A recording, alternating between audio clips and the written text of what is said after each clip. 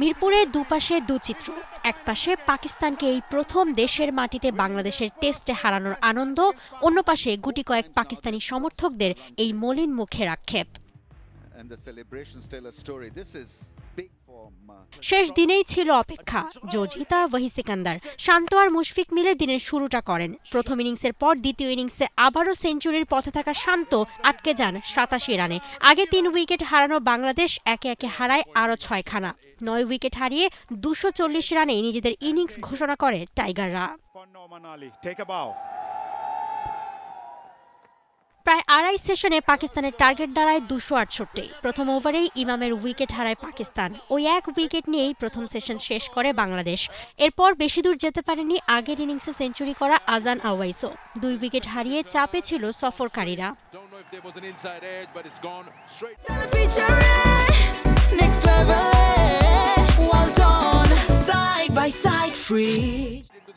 এরপর সঙ্গে আরও এক উইকেট হারিয়ে ১১৬ রানে দ্বিতীয় সেশন শেষ করেছিল পাকিস্তান।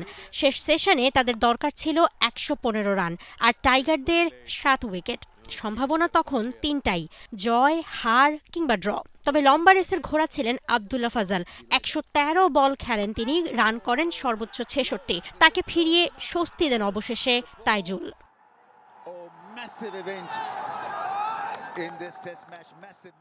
তবে রিজওয়ান আর সৌদ শাকিল মিলে প্রাণপণে চেয়েছেন দলকে অন্তত হার থেকে বাঁচাতে।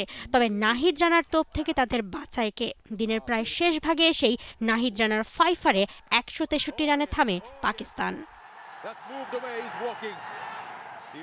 ব্যাটিং বোলিং এই দুই ভাগেই দুর্দান্ত এক বাংলাদেশের দেখা মেলে এই টেস্টে।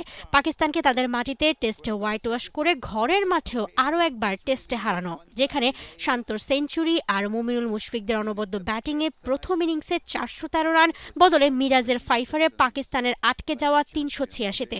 এরপর তো পঞ্চম দিনেই সব লীলা খেলা সাঙ্গ করল বাংলাদেশ। মৌসুমী Alam, T Sports. For more updates, subscribe to our YouTube channel and click on the bell icon. Follow us on Facebook and Instagram. Download T Sports app to enjoy exciting games and highlights. Visit tsports.com.